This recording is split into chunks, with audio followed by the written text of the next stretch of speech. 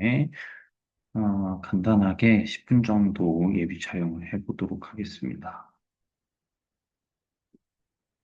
음,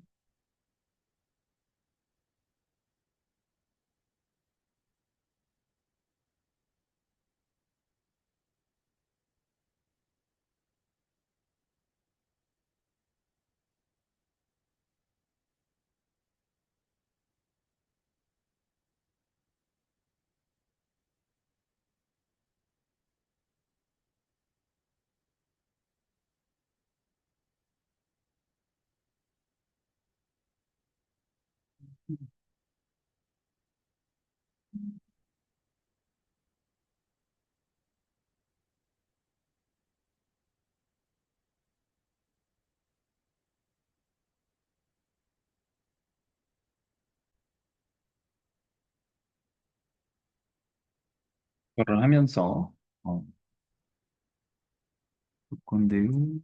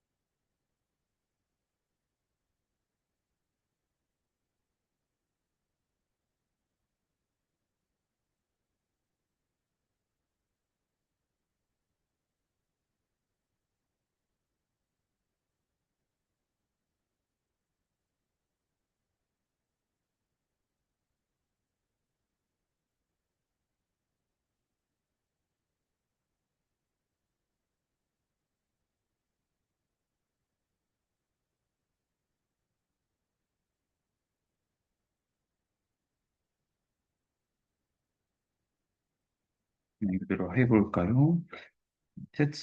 테스트 방송이고요. 그러면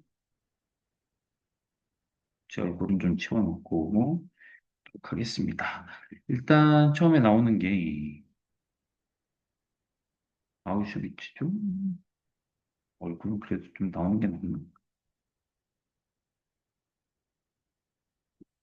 자, 먼저 심리치료에 대한 건데, 지금 대부분이란 말이 이렇게 나와 있으면, 기본적으로 이 대부분이란 말이 나와 있다.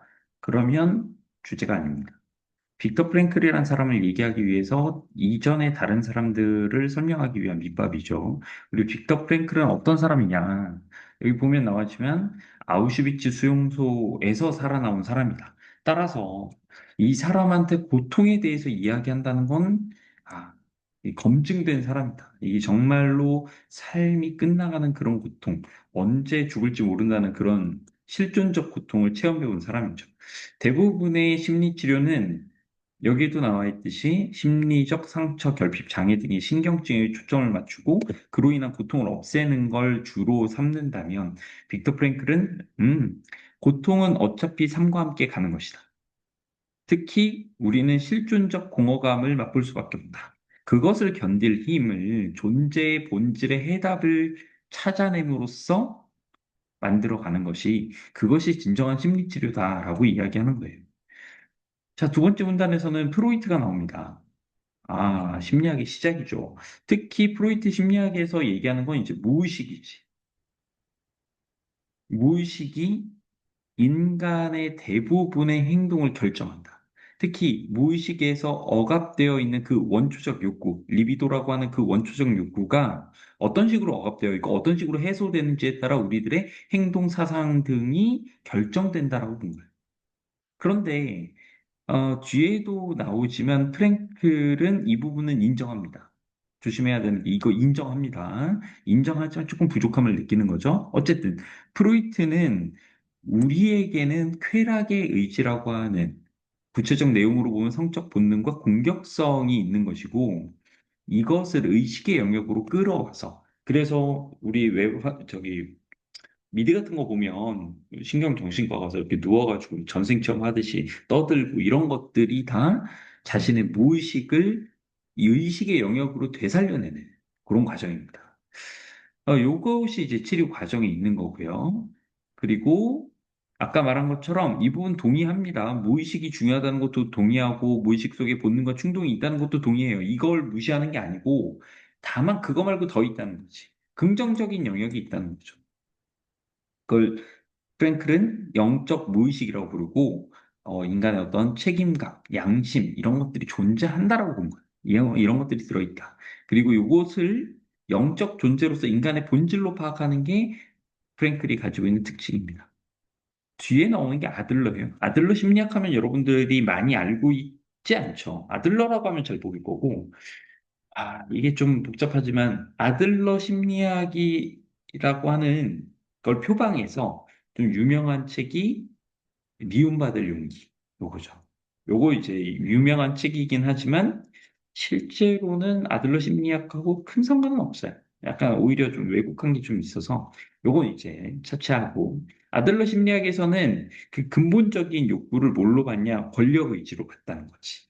아까 프로이트는 쾌락이지. 아들러는 권력의지로 온 거죠.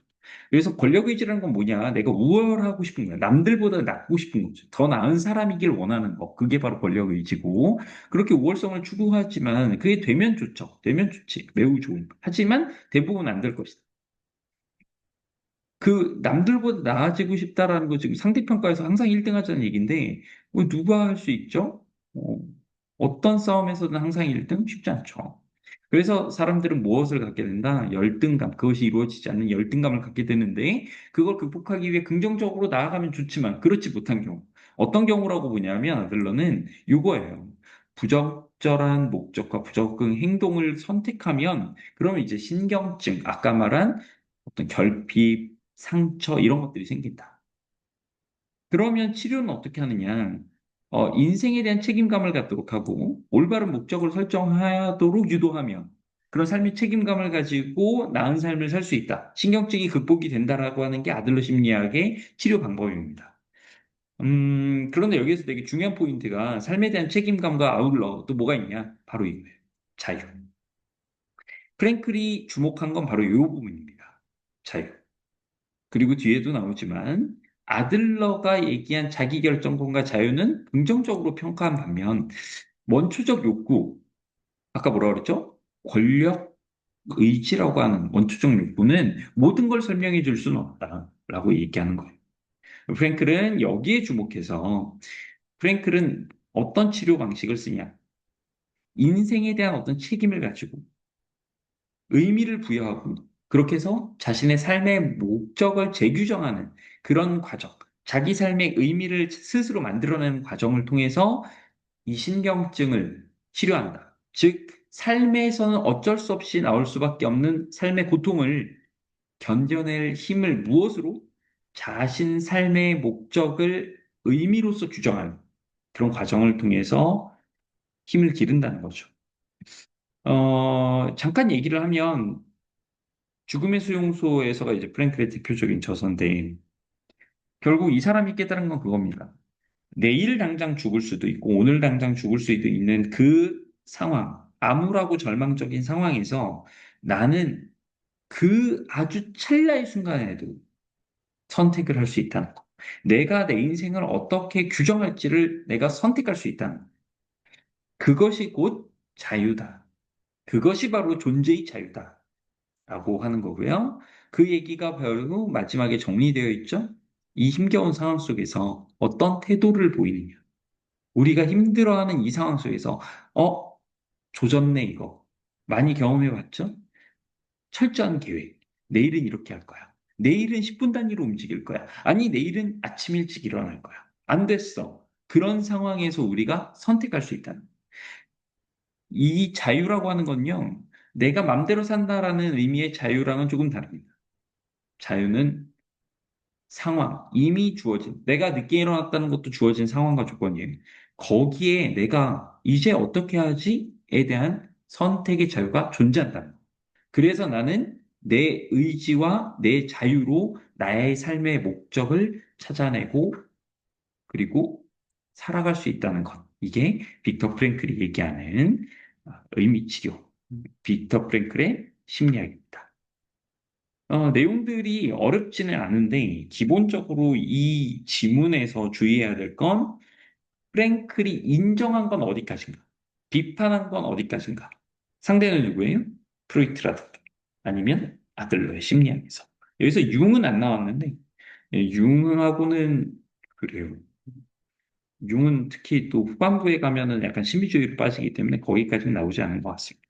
그래서 프랭클이 어디까지 긍정하고 어디를 부정했는지 이 정도까지를 보면 좀 무난하게 문제를 풀 수 있을 것이다. 라고 생각하고요. 일단은 이 영상을 통해서 전반적인 내용은 무엇인지 알아갔으면 좋겠습니다.